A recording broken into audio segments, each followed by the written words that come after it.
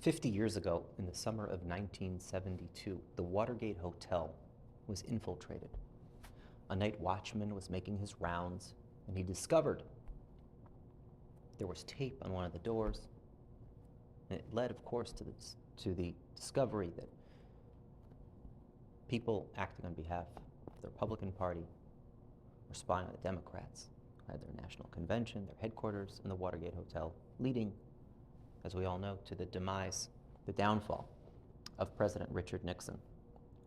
This summer, this week, the Watergate Hotel was again infiltrated. But this time it wasn't by political party, it wasn't partisan politics. It was infiltrated by a group of anti-Israel, grotesque haters who found out that the Israeli delegation was staying at the Watergate Hotel. And somehow they get in to vandalize and deface in the most grotesque ways this hotel, releasing insects and infestations in the dining areas. Now imagine you're the owner of the Watergate Hotel. This was a big week. Tremendous responsibility. Prime Minister Netanyahu staying at your hotel. Such a polarizing atmosphere these days. He's such a target. And then you find out that there's somehow the security has been infiltrated. There are some people inside the hotel, behind the barricades, who are not on our side. Of course, you have the immediate health crisis, the dining situation.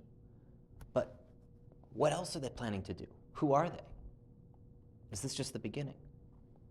Your stress level, your blood pressure, you'd be a mess.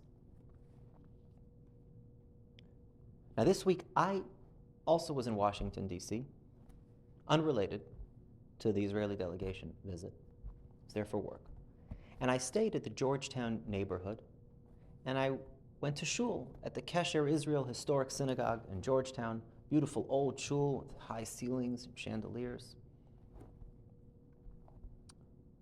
And I went there Thursday morning, and I see a guy there, and I'm talking to him after davening. His name is Jacques Cohn.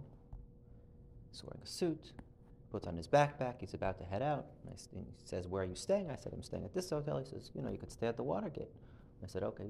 I said, "Oh, you're involved with the Watergate?" He said, "Yeah, I'm the owner of the Watergate Hotel."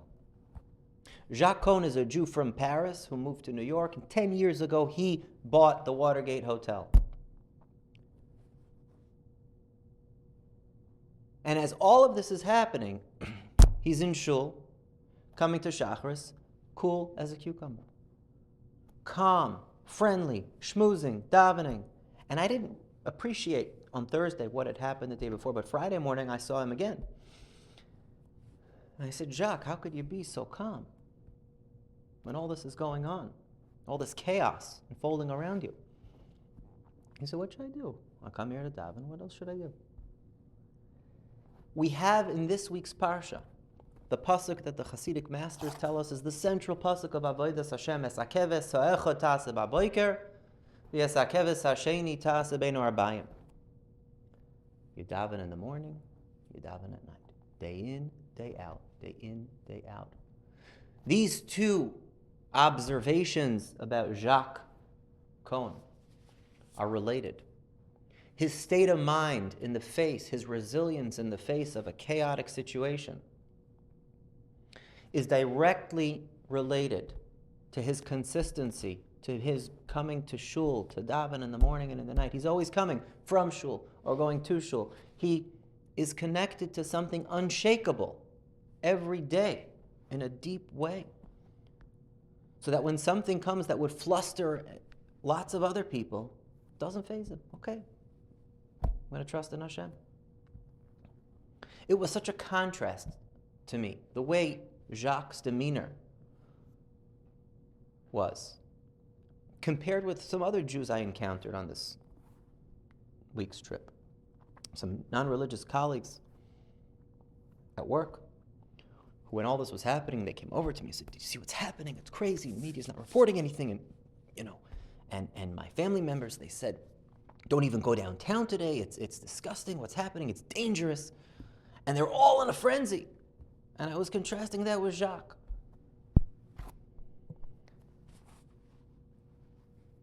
What a difference when someone is able to fulfill this pasuk, "Esakeves echad tase b'boker, esakeves hasheni tase bein arbayim." And that was not the only contrast that struck me this week.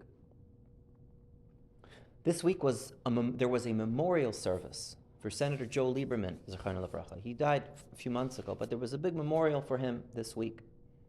And it was attended by dignitaries from all sides. Netanyahu was there, but Republicans, Democrats, from Al Gore, Lindsey Graham, hundreds of people were there.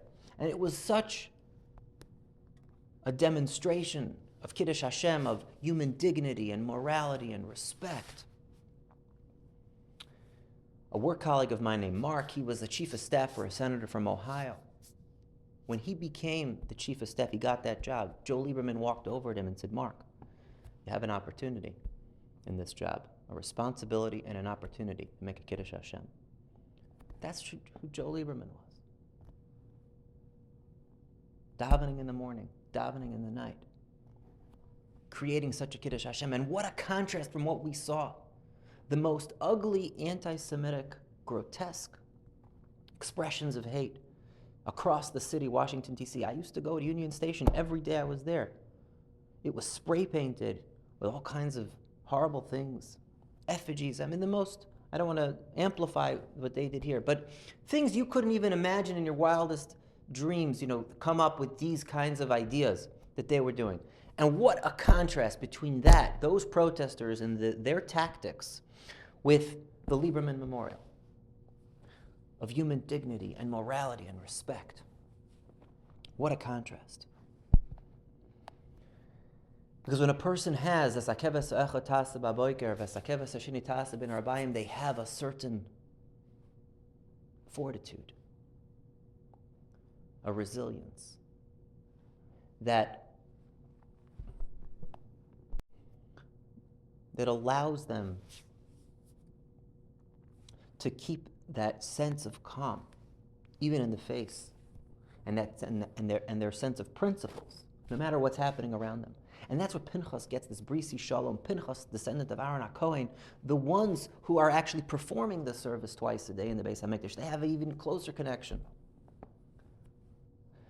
Pinchas gets this Shalom coming from Aaron. What does it say about Aaron? Vayas kein Aaron.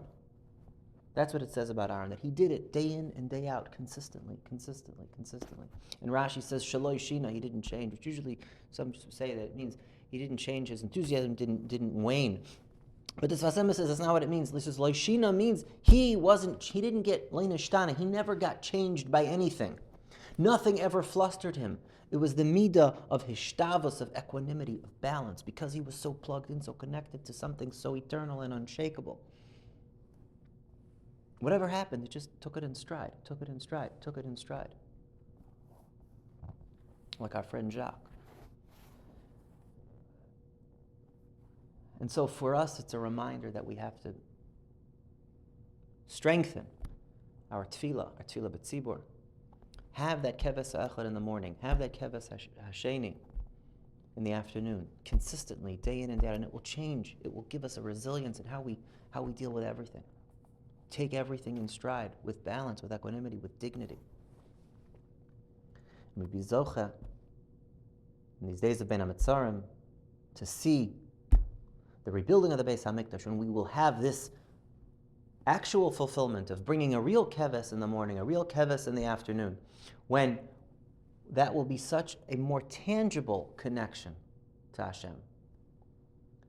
And at that point, it will be so clear that it will spread throughout the world, and you won't have these grotesque, frenzied mobs like you see today, because at that point, the connection to something emes, to the unshakable reality of HaKadosh Baruch Hu, will be across the world.